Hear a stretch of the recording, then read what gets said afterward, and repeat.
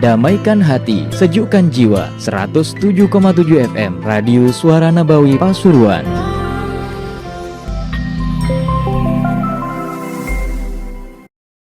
Qala Rasulullah sallallahu alaihi wasallam, "Dha' basaraka mawdi'a sujudik."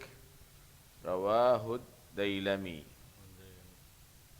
Bersabda Rasulullah sallallahu alaihi wasallam, "Dha', taruhlah, basaraka, pandangan kamu, yakni fokuskan pandangan kamu, maudhi'a sujudik, di tempat sujudnya kamu. Memandang tempat sujud kalau salat. Hadis riwayat Dailami. Alhamdulillah Rabbil Alamin, wassalatu wassalamu ala nurul mubin Sayyidina wa maulana Muhammadin wa ala alihi wa sahbihi ajma'in, amma ba'd. وقد ورد في الحديث عنه صلى الله عليه وآله وسلم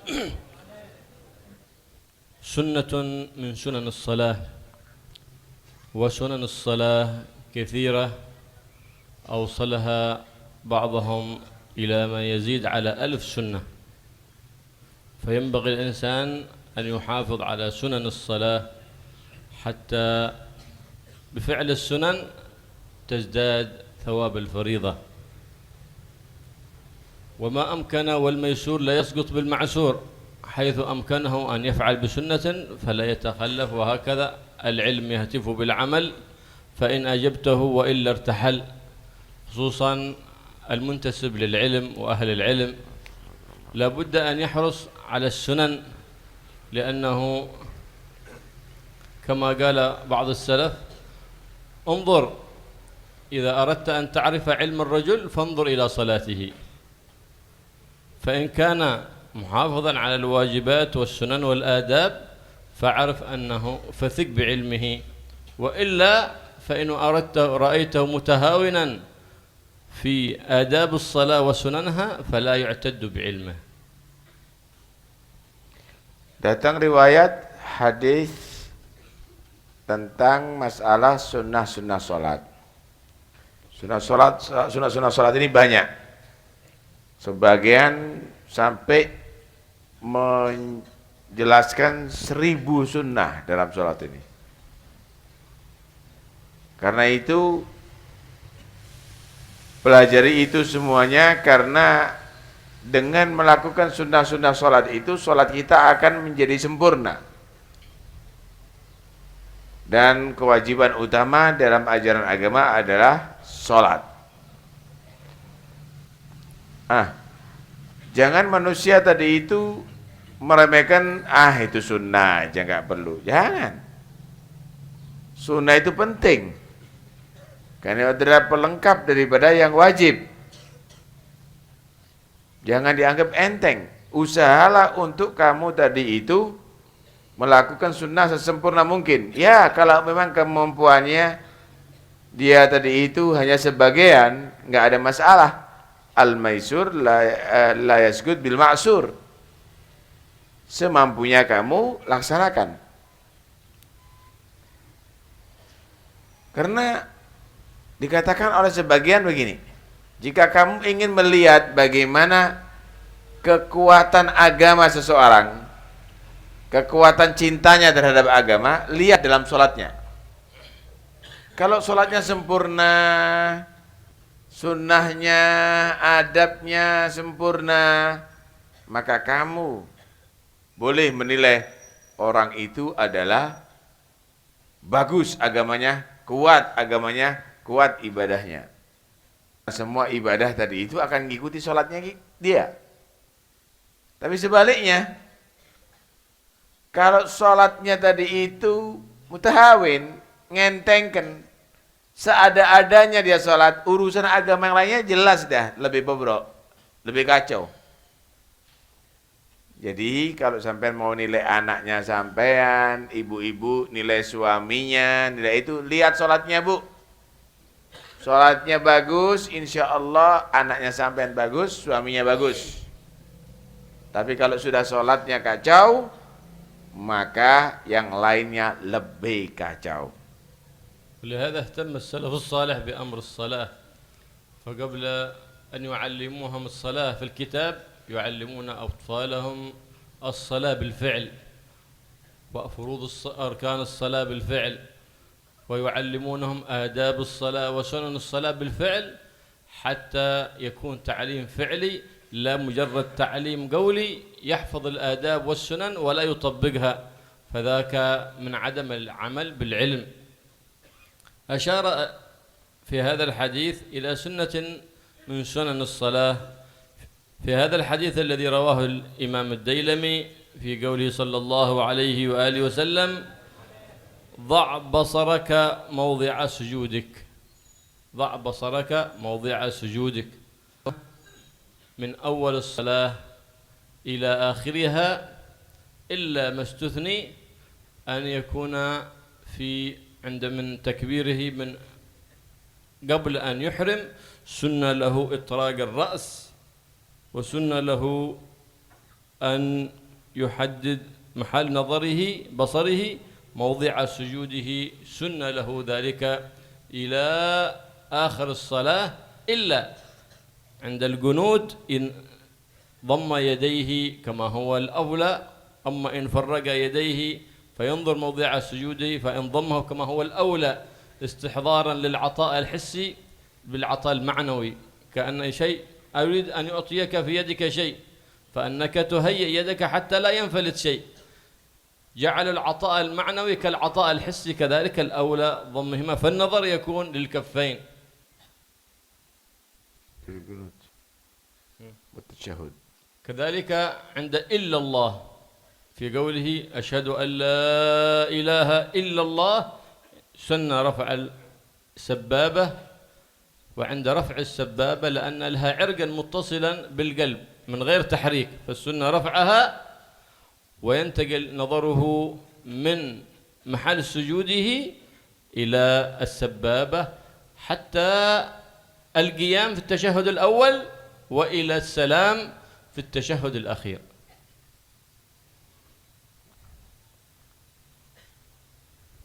Di dalam masalah sholat, para salaf itu mengajarkan kepada anak-anaknya praktek sholat dengan sempurna terlebih dahulu daripada hanya menghafal. Jadi mereka mengajarkan rukun-rukunnya bagaimana.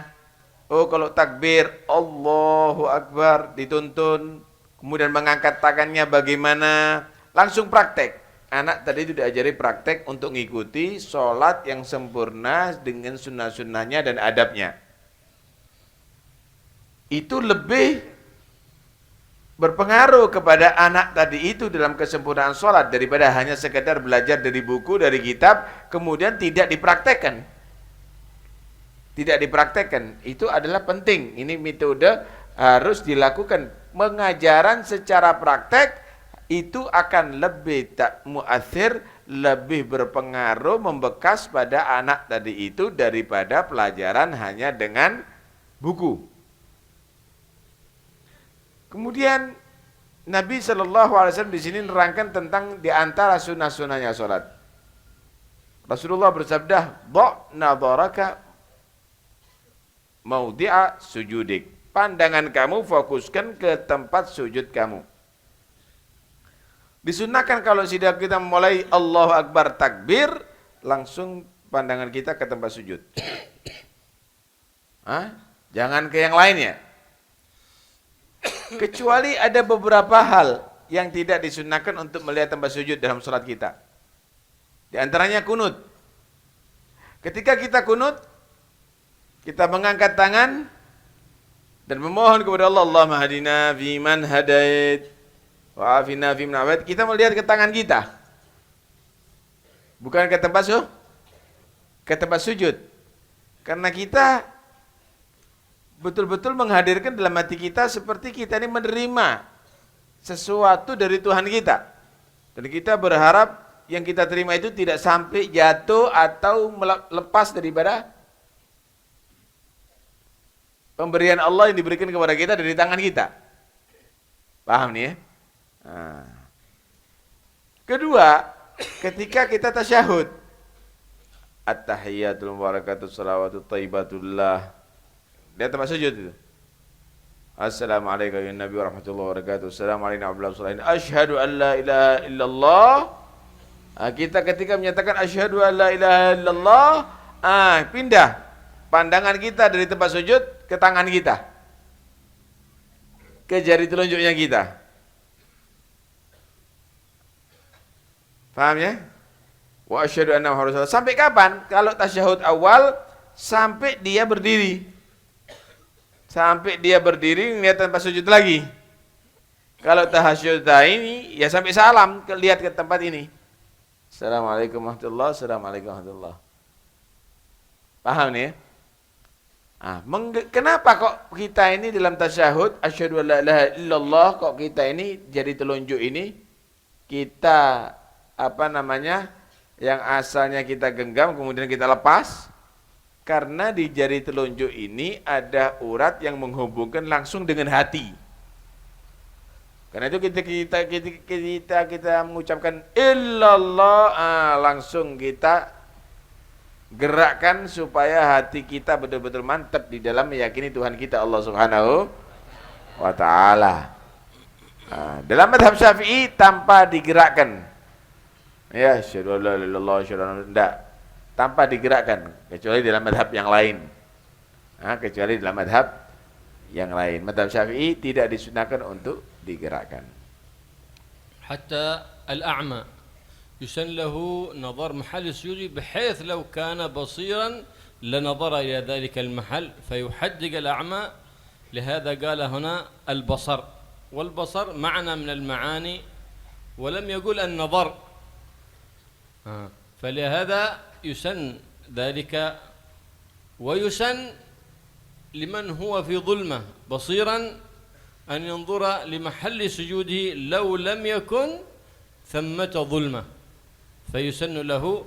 لهذا قال بعض التابعين ومن الشافعية الشيخ العبدري قال بكراهة تغميض العينين في الصلاة، ومعتمد المذهب أنه خلاف الأولى، لكن قد يكون تغميض العينين سنة إذا كان في ما يلهي أمامه في سجادة مزخرفة أو ملونة أو مصورة أو جدار أمامه وحيث لا يمكن تحاشي تلك الصورة إلا بالتغميض فيسن لك حتى لا تشوش عليك صلاتك. بل قد يجب تغميض العينين إذا كان هناك حرام ينظر إليه بحيث لا مفر ولا محيز عن ذلك النظر إلا بالتغميض فيجب عليه حتى تسلم له صلاته. Melihat ke tempat sujud. Ada satu pertanyaan, gimana kalau orang buta ya? Gimana kalau orang buta? Perhatikan, Nabi menyatakan apa? Dha' basaraka. Taruh pandangan kamu ke tempat sujud. Pandangan di sini bukan berarti yang sesuatu yang kita lihat. Orang yang buta pun juga demikian disunnahkan kalau seandainya dia tidak buta, pandangannya melihat ke tempat sujud, yaitu sudah caranya. Orang yang buta juga disunnahkan demikian. Jadi orang buta jangan dangak atau melihat ke muka, tetap sebagaimana orang yang melihat ke tempat ke sujud. Begitu juga orang yang melihat jika di tempat yang sangat gelap, juga demikian. Ini gelap ini, kita di penjara, gelap misalnya, juga demikian sama. Kalau seandainya di tempat terang dia melihat tempat sujud, ya begitulah yang harus dilakukan. Hukumnya sunnah. Gimana kalau taghmidul ain? Dipejamkan matanya gimana? Makruh, sebagian ulama menyatakan makruh. Tapi kebanyakan ulama menyatakan khilaful aula. Khilaful aula. Tapi sebagian lagi menyatakan makruh kalau tanpa ada sebab. Ya, kalau ada sebab yang bisa mengganggu sholatnya dia. Misal, ini kebanyakan orang cari sejadah warna-warni, ada lukisan macam-macam. Sebenarnya nggak tambah baik. Sehingga ketika dia sholat, ngelihat, waduh bagusnya itu lukisan. Lah, nggak terganggu sholatnya dia. Lah kalau ada sesuatu yang mengganggu dalam sholatnya dia, mengganggu khusyuknya dalam sholat dia, maka boleh dia memejamkan matanya, artinya dianjurkan, malah lebih afdal sunnah memejamkan matanya untuk supaya lebih mengedepankan khusyuk dalam sholatnya. Karena dia akan terganggu kalau terbuka. Atau di mukanya tadi itu ada lukisan, ada ukir-ukiran, ada itu kan kadang-kadang di mihrab dibuat model begitu. Itu akan mengganggu sholat, lampu-lampu warna-warni misalnya, akan mengganggu khusyuk dalam sholat. Nah, ketika dia terganggu dengan itu, maka dia dianjurkan untuk memejamkan mata. Dalam arti kalau dia tidak memejamkan mata, akan mengganggu kekhusyuan dalam sholatnya. Memejamkan mata dalam sholat bisa wajib loh hukumnya. Kenapa? Kalau memang ada pandangan yang haram. Di situ ada perempuan ajnabiyah misalnya, ada perempuan yang bukan mahramnya di mukanya dia.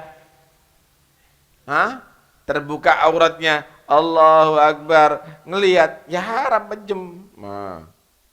Lah kalau dia melihat ke tempat sujud bisa nggak kelihatan, ya udah nggak apa-apa. Wah masih kelihatan karena terlalu dekat, karena itu, karena ini, pejamkan mata. Ya wajib hukumnya.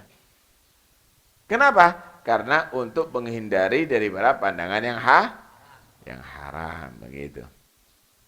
إذن تغميض العينين في الصلاة تعتريه الأحكام.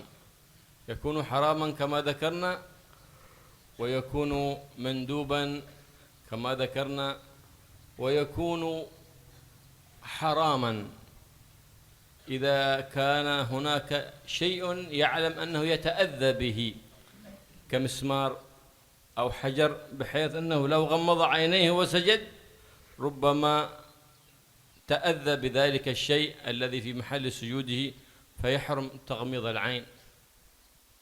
والأصل الندب، يندب له تغميض أن يحدق محل نظره حتى يكون مستجمع الهم.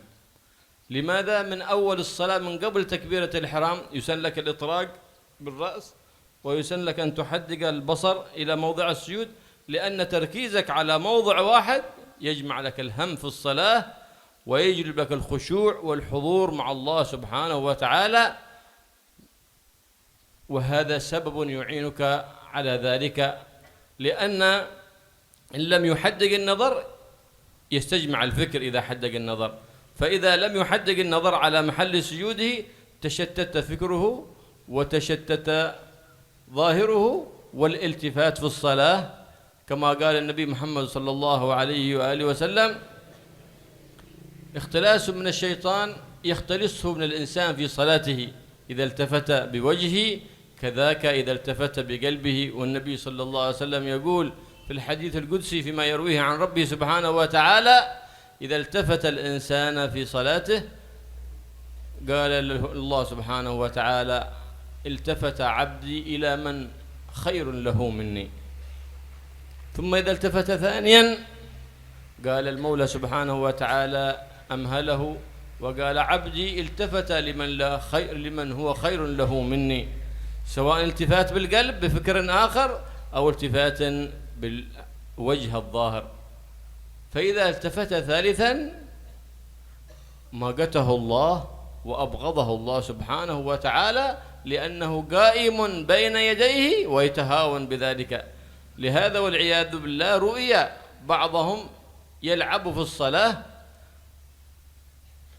أظن ذلك كان عنادا أو استهزاء، فلم يفرغ من الصلاة إلا وقد حول الله وجهه وجه خنزير والعياذ بالله.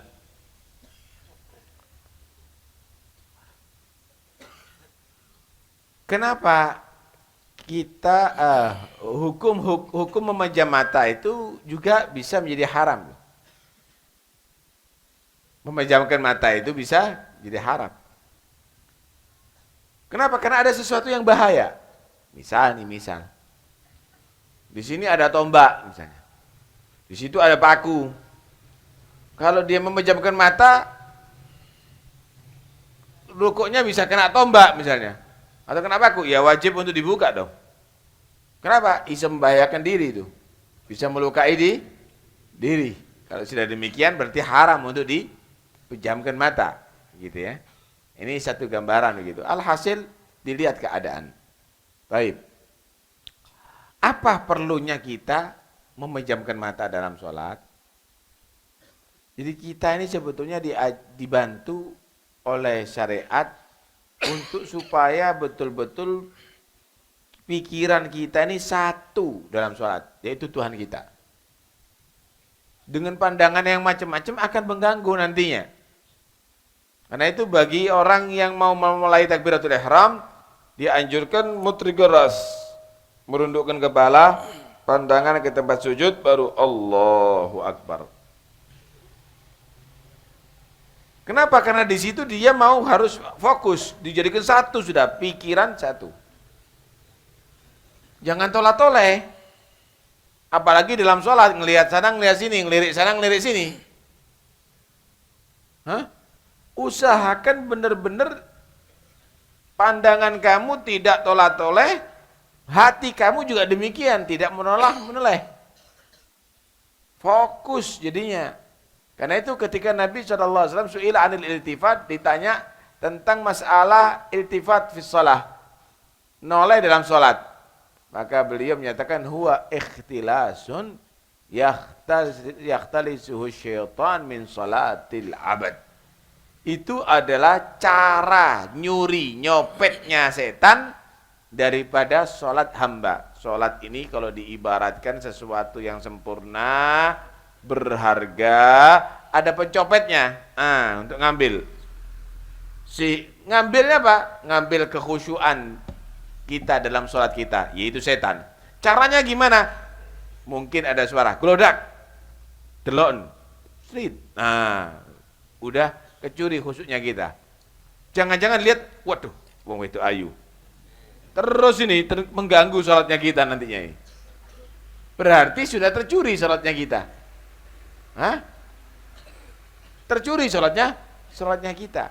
Lah, ini adalah usaha setan untuk supaya pengaruhi. Ini adalah pandangan, apalagi hati.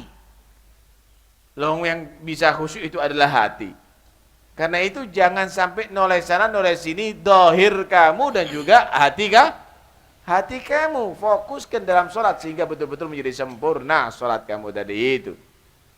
Nah, karena itu diriwayatkan bahwa ketika seorang hamba tadi itu sholat menoleh kepada sesuatu, maka Allah Subhanahu wa taala menyatakan iltafata abdi ila man huwa khairum minni. Rupanya hambaku itu sudah noleh memperhatikan kepada yang lebih baik daripada aku, kepada yang lebih afdal daripada aku, kata Allah. Noleh lagi itu hamba, iltafata abdi ila man huwa khairum minni. Noleh lagi, rupanya ada yang lebih baik daripada aku. Kalau sudah melaksanakan sampai ketiga kali, maka Allah marah dan murka kepada itu hamba. Jangan sampai itu terjadi pada diri kita. Karena itu diriwayat ada satu hikayat ketika seorang hamba tadi itu membuat main-main sholatnya, dibuat tolak-tolak sana tolak-tolak sini, dianggap itu sholat seperti guyonan begitu. Berubah wajahnya seketika itu setelah salamnya dia menjadi wajah seperti babi. Alhamdulillah. Jangan nanti akhirnya kita pulang, loh, ono babi mlebu omah kok ya apa? Karena itu yang khusyuk dalam salatnya, bapak-bapak, ibu-ibu ya, fokuskan dalam salatnya. وقد أثبت العلم الحديث أن تركيز الإنسان على شيء معين مما يجلب له إخراج القوة الباطنة، وأنت تستجلب ذلك لإخراج قوتك الباطنة لتعظيم والخضوع لمن أنت بين يديه سبحانه وتعالى. لهذا ندب أن تضع بصرك محل سجودك حتى أمام الكعبة. سنة أن تضع بصرك محل سجودك، وقيل النظر إلى الكعبة. والمعتمد أن النظر محل السجود أفضل من النظر إلى الكعبة وأنت عند الكعبة. ولو صليت خلف نبي أو رسول النظر إلى محل السجود أفضل على المعتمد، أو صلى على جنازة فالنظر محل السجود أفضل، وقيل النظر إلى الجنازة والمعتمد النظر إلى محل السجود أفضل منه إلى الجنازة. ليش؟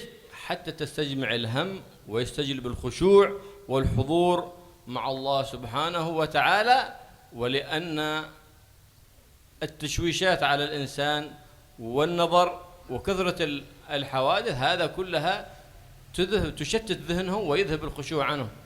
فلهذا بعض الناس الغفلة والجهلة يضع صورة الحرم أمامه ويظنها ذلك من الذي فلا ينبغي ذلك، فضلا أن يضع صورة حق أحد أمامه فذلك يشوش الخشوع في جهة القبلة. فلهذا في كثير من المساجد يضعون الساعة أمام، ما ينبغي وضعها لأنها تشوش على المصلي صلاته. الصورة أمامه، يضع الصور أمامه ولو صورة الكعبة، فهذا يشوش على المصلي صلاته.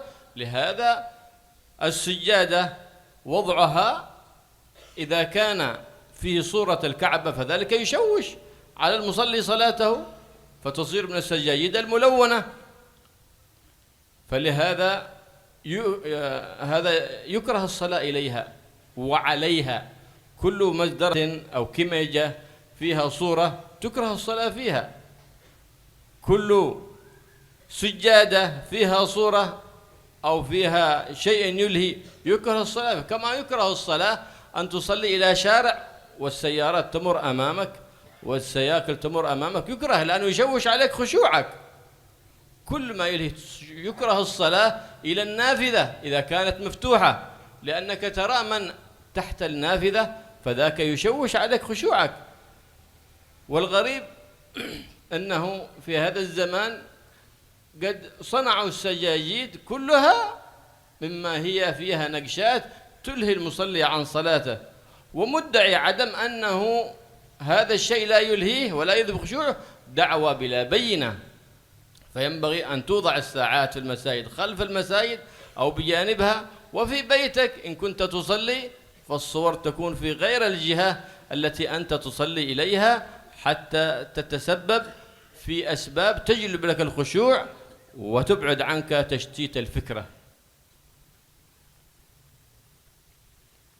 Untuk supaya kita menjadi kuat batin kita, hati kita, maka benar-benar fokuskan setiap kita mau sholat,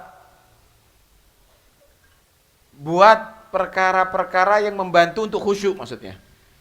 Jangan membuat perkara-perkara yang bisa mengganggu kekhusyuan dalam sholat. Akhirnya sholat kita nggak berbobot nantinya. Sholat kita tidak mantap nantinya. Nah, karena itu kita diperintahkan untuk melihat tempat sujud nih dalam sholat kita. Kenapa? Supaya nggak pandangan kita terbatas. Kalau pandangan kita ini luas, ini semuanya akan pengaruhi dalam sholatnya kita. Karena itu dianjurkan untuk lihat tempat sujud. Walaupun kita di muka Ka'bah. Walaupun kita di muka Ka'bah, tetap kita melihat tempat sujud. Ada pendapat memang yang menyatakan kalau di muka Ka'bah melihat Ka'bah. Sekiranya pandangan fokus sama Ka'bah. Tapi mu'tamad, pendapat yang kuat, ngelihat tempat sujud. Walaupun sholat jenazah, kita ngelihat tempat sujud. Bukan ngelihat jenazahnya, tapi ada pendapat menyatakan ngelihat jenazah supaya kita mikir matinya. Tapi tidak, mu'tamad yang lebih kuat adalah ngelihat tempat sujud. Walaupun kita sholat di belakang Nabi pun, tetap disunahkan melihat tempat sujud. Karena itu, ini semuanya adalah untuk supaya betul-betul membuat hati kita tidak terganggu kekhusyuan dalam sholat kita. makruh kita ini menghadap sesuatu yang bisa mengganggu khusyuk dalam sholat kita. Loh, kita ini kadang-kadang sengaja kok cari sejadah yang warna-warni, yang paling bagus. Akhirnya Allahu Akbar untuk sejadah, rusak sholatnya akhirnya. Lah, ada yang aneh juga di daerah kita ini, kata dia. Gambar Ka'bah ditaruh di muka. Sehingga Allahu Akbar ngelihat Ka'bah. Dianggap itu adalah bagus. Padahal itu akan menghilangkan kekhusyuan dia, dan gak usah gambar ada di muka. Gak usah gambar. Ada lagi jam ditaruh di mihrab. Wah, jam lonceng. Allahu Akbar, lihat mereknya ini. Nah, jam sekian. Ini mengganggu khusyuk Anda, makruh itu nantinya. Ada lagi ukir-ukiran. Ada lagi, nggak usah. Tempat untuk sholat bersihkan daripada segala sesuatu yang bisa mengganggu kekhusyuan dalam sholat. Karena intinya sholat adalah khusyuk ada di dalam. Aku jres, biscipto, Allahu Akbar, bisa kaslah. Khusyuk nanti, kekhusyuan sholatnya tadi terganggu, itu bisa makruh. Itu bisa makruh. Nah, kadang-kadang sholat ada di tempat pekerjaannya misalnya, Allahu Akbar, ada yang pekerjaannya nggak bener didelok. Akhirnya cepat-cepat sholatnya. Kenapa? Mau negor kepada pekerjaan yang tidak benar. Ini jangan sampai terjadi. Itu semuanya adalah bisa makruh. Buat sholat tadi itu sempurna, zahir dan batin kamu. قالت سيدتنا أم سلمة رضي الله تعالى عنها أم المؤمنين، قالت كان الناس في زمن النبي صلى الله عليه وآله وسلم ينظرون في صلاتهم لا يتجاوز بصرهم محل سجودهم، فلما انتقل النبي صلى الله عليه وآله وسلم لم يجاوز الناس نظرهم محل سجودهم، فلما انتقل أبو بكر صار الناس بصرهم في القبلة، توسع محل البصر.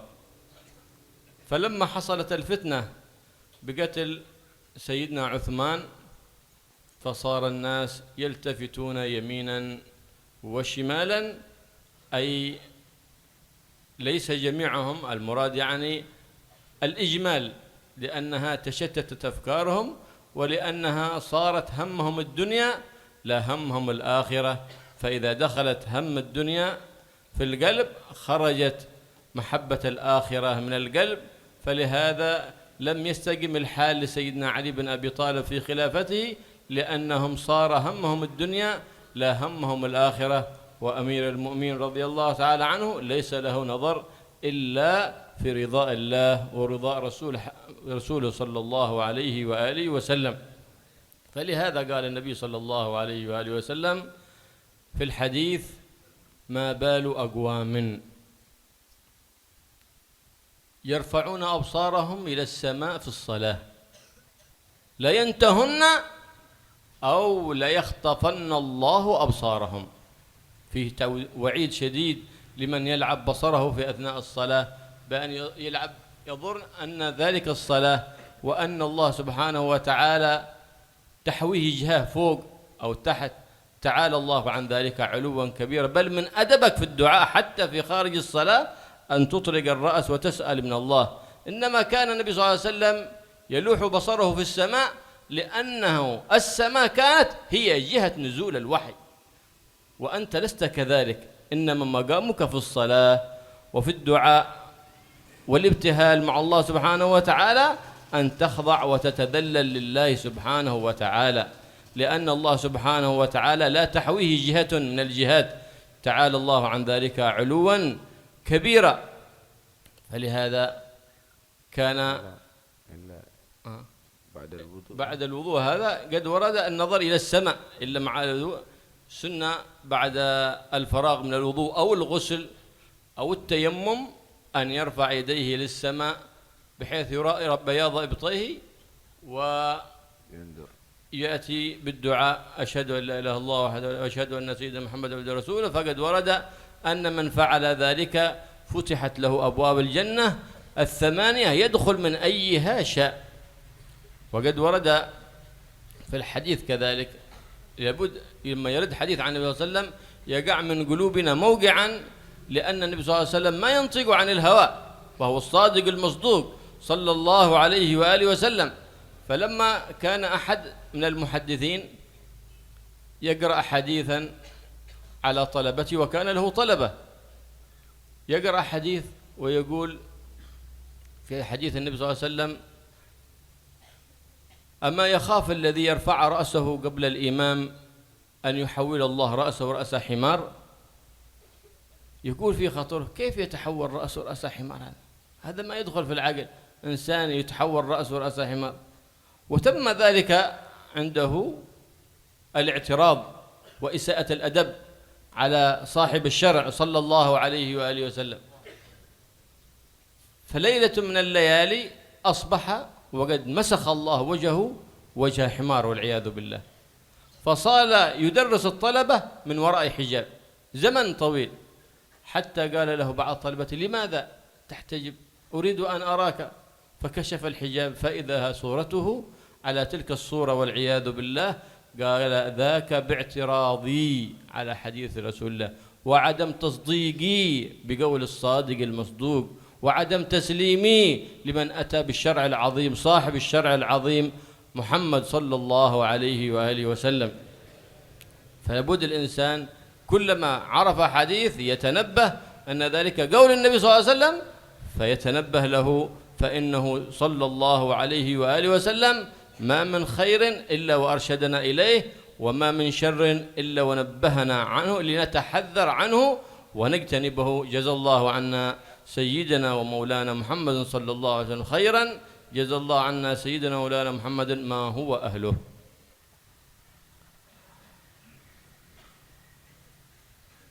Jadi sholat ini intinya adalah khusyuk sebenarnya.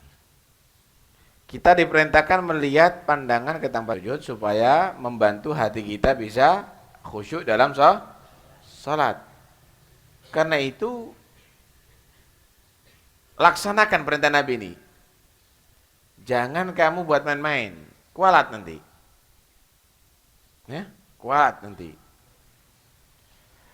Karena ada ancaman loh. Nabi pernah bersabda begini: "Ma balu qaumin yarfa'una absarahum ila as-sama'i fis salati la yantahunna aw la yakhtifanna Allahu absarahum." Kata Nabi, kenapa ya ada beberapa orang kok berani dalam sholatnya itu dangak gitu, mengarahkan pandangannya ke atas, kok berani? Dia berhenti melakukan itu, mengembalikan pandangannya ke tempat sujud, atau bakal Allah akan jadikan buta matanya. Nah, hati-hati. Kita ini diajarkan untuk tawadhu dalam ibadah kita kepada Allah. Karena itu kalau doa, jangan tolak-tolak juga.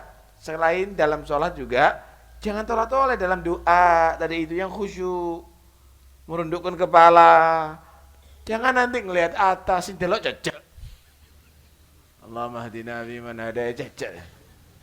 Hah? Yang khusyuk. Ini kayak seperti doa nanti ini, yang khusyuk begitu. Nah, sehingga betul-betul fokus Anda ini. Orang berharap kok tolak-tolak. Nah, sekarang mau tanya, kalau ada kamu berharap misalnya dibantu sama orang, Pak nanti bantu saya ya itu dan ini misalnya, nggak mungkin dikasih kamu. Nah, karena itu fokus begitu ya, fokus. Nah, ada sih memang doa, adabnya doa itu mengangkat ke langit ada, seperti ketika seorang hamba setelah wudhu atau setelah mandi jenabat atau mandi Jum'ah misalnya, mandi yang sunnah atau tayamum, itu dianjurkan untuk mengangkat tangannya begini mengarah kiblat, kemudian sambil memandangkan pandangannya ke atas sambil membaca asyhadu an la ilaha illallah wa asyhadu anna muhammadan abduhu rasulullah, Allahumma ij'alni minat tawwabin wa ij'alni minat mutahhirin wa ij'alni min ibadikas shalihin. Dianjurkan begitu mengangkat. Ada beberapa begitu. Malah dalam hadis tadi itu, kalau orang melakukan itu setiap selesai wudunya, futihat lahu abwabul jannah ats-tsamaniyah yadkhulu min ayyasha, akan dibuka pintu surga 8-8-nya bagi dia, boleh masuk surga ke pintu yang manapun yang ia kehendaki. Wah. Ngintin ndak mari wudu kopi ambil rokok. Angkat tangan menghadap ke kiblat biar pintu surga dibuka. Baca itu doa semuanya. Adapun ketika kita mau berdoa sendiri atau yang lainnya yang tidak ada ajaran dari Nabi, merundukkan kepala itu lebih afdal, ya. Itu lebih tawadhu di dalam memohon kepada Allah Subhanahu wa taala. Hati-hati. Jangan kamu entengkan kalau ada perintah dari Nabi atau ajaran Nabi. Hormati. Kapan kamu tidak kualat loh nanti. Diceritakan begini. Ada seorang guru besar nih. Ngajar muridnya begitu. Pas ada satu hadis. Ama yakhshal ladzi yarfa'u ra'sahu qabla al-imami an yuhawwilallahu ra'sahu ra'sa himar. Tidakkah khawatir seseorang yang dia mengangkat kepalanya di rukuknya atau sujudnya sebelum imamnya mengangkat, Allah akan ganti kepalanya dengan kepala keledai. Nah, orang ini menyatakan, mana ada kepala manusia diganti dengan keledai. Ini dalam hatinya, diganti kepala keledai. Masa iya ya, masa iya. Enggak taunya saudara, bangun dari tidur kepalanya mirip keledai. Ini ustadz nih, guru nih, mirip keledai. Akhirnya dia kemana-mana kalau ngajar muridnya pakai ditutupi, wajahnya itu ditutupi. Hah?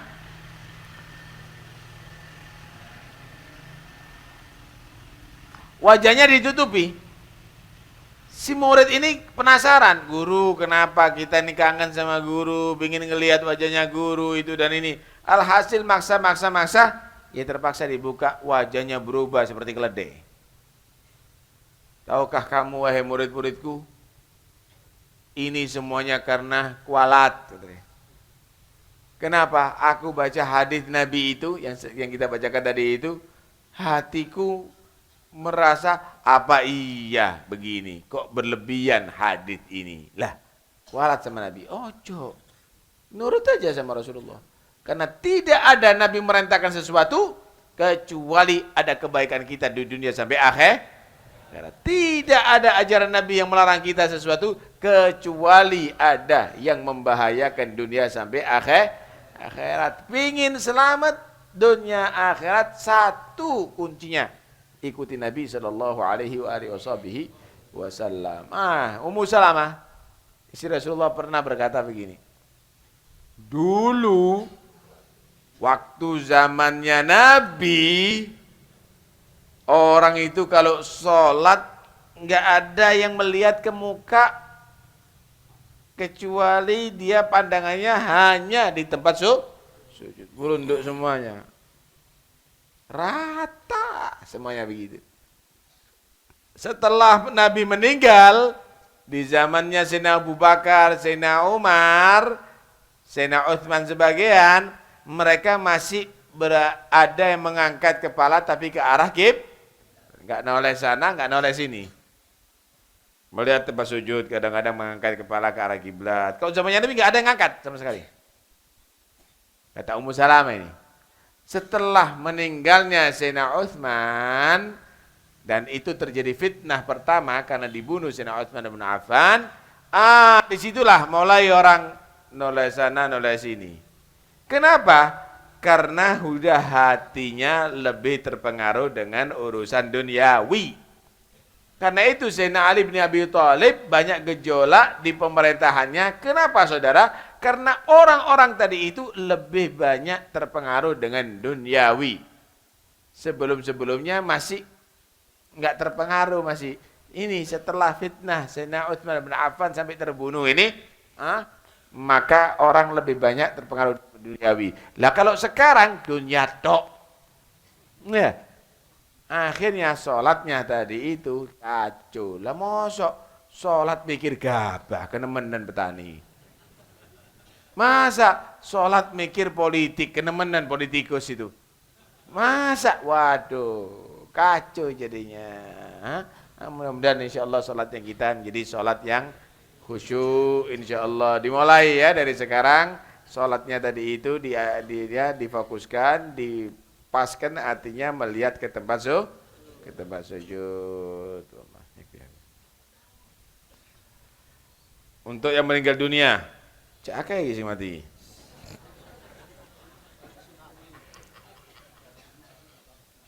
Kafir. Harap kita. Mudah-mudahan insya Allah meninggal dunia, Allah ampuni segala dosanya. Allah terima segala amal kebaikannya. Untuk yang sakit, mudah-mudahan Allah beri kesembuhan. Panjang umur, sehat walafiat, zahir batin. Yang sehat Allah jauhkan daripada segala penyakit. Amin, Allahumma amin. Untuk yang punya hajat, Allah sampaikan hajatnya.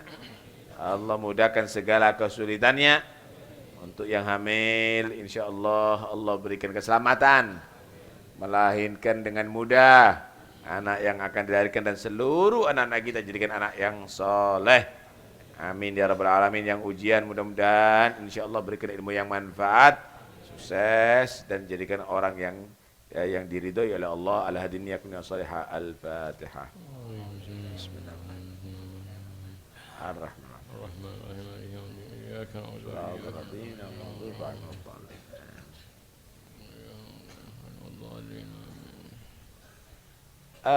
Hadirin karena rahmat Allah, insya Allah Ahad berikutnya itu hari Arafah ya.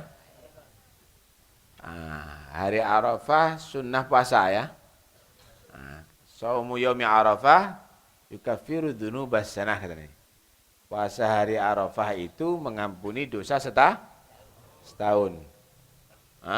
Mengampuni dosa setahun. Nih pabriknya dosa nih kita nih ya. Nah, karena itu ojo sampai tak poso kalau bisa. Kecuali kalau ada udzur, puasalah supaya bisa diampuni dosanya oleh Allah. Kemudian di hari Arafah itu ada kita dibuatkan sama salafus saleh ta'rif. Kita kumpul baca doa bersama di sore hari untuk supaya kita ini menghadirkan diri kita seperti di padang Arafah. Orang-orang haji saat itu ada di padang Arafah.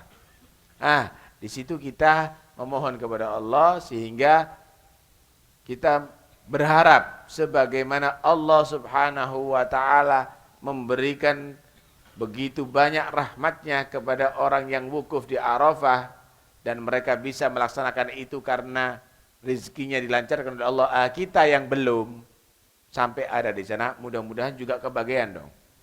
Iya enggak? Karena itu kita akan membuat ta'rif Arafah setelah sholat asar. Jadi sholat asar di sini jam berapa guys? 3:30. Jam 3:15 kita sholat asar, jam 3:30 langsung kita mulai. Ada di sini untuk kita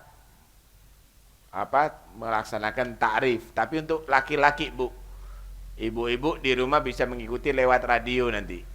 Ibu-ibu di rumah bisa mengikuti radio. Laki-laki silahkan mau datang boleh, tapi bukoi dewi-dewi. Ya kita sediakan sih nanti mungkin roti, ada nanti kopi, ada mungkin kurma, cuma lemangan kakek ini yo. Tapi yang jelas bukan itu kita berharapkan pahala. Sampai maghrib, sholat maghrib selesai. Sholat maghrib selesai, pulang dah kita. Ya, jadi kita mulai asar awal. Ya, asar awal, jam 3 adzan, jam 3:15 sholat, wirid, anggap 3:30 kita akan mulai karena bacaannya agak panjang. Kak Popo, agak panjang. Kayak kepingin ganjarannya tambah gede tambah banyak zikirnya kepada Allah Subhanahu wa taala. Kalau memang ada waktu baru akan kita terangkan nanti keutamaan hari itu. Biskudratillah insyaallah.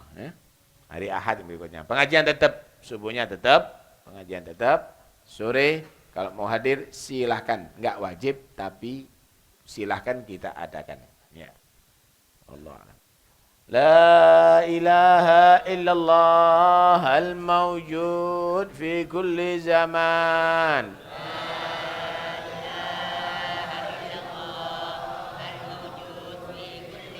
لا إله إلا الله المعبود في كل مكان.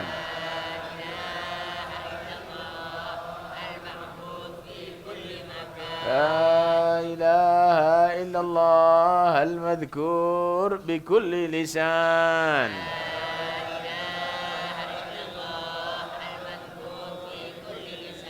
لا إله إلا الله المعروف بالإحسان.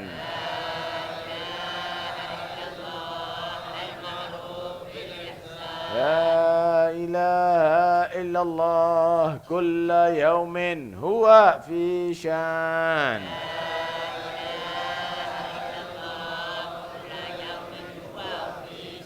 لا إله إلا الله الأمان الأمان من زوال الإيمان.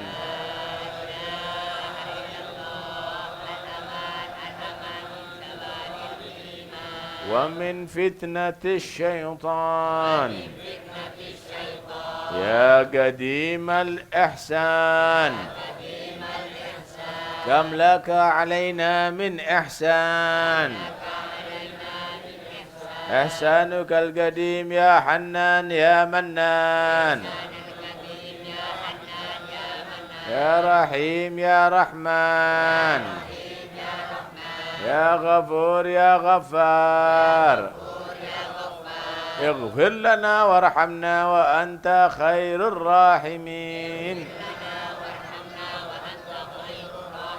وصلى الله على سيدنا محمد وآله وصحبه وسلم والحمد لله رب العالمين.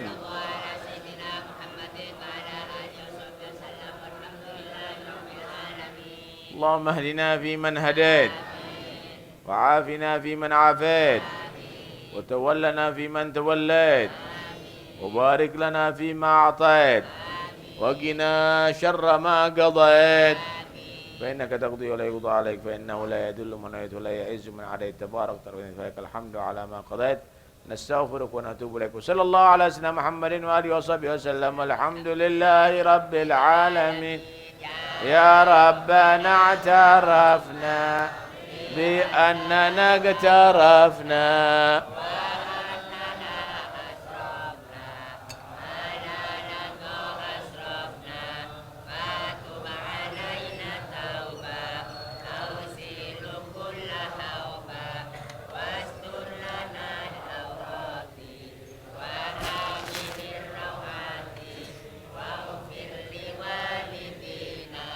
ربي ومولودينا والأهل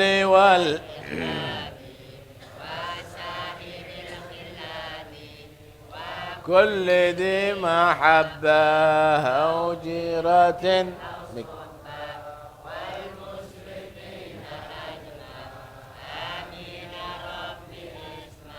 فضلا وجودا منا لا باكتساب منا نحظى بكل سول بالمصطفى الرسول.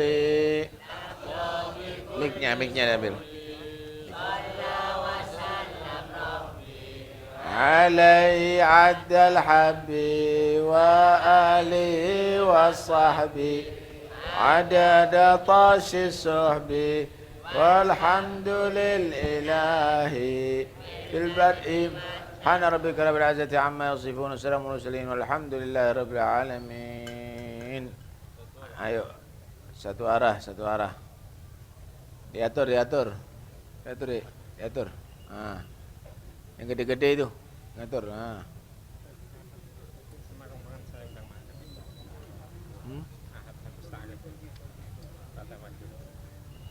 Kira-kira tambah repot. Tambah repot nanti. Lainnya aja lain waktu.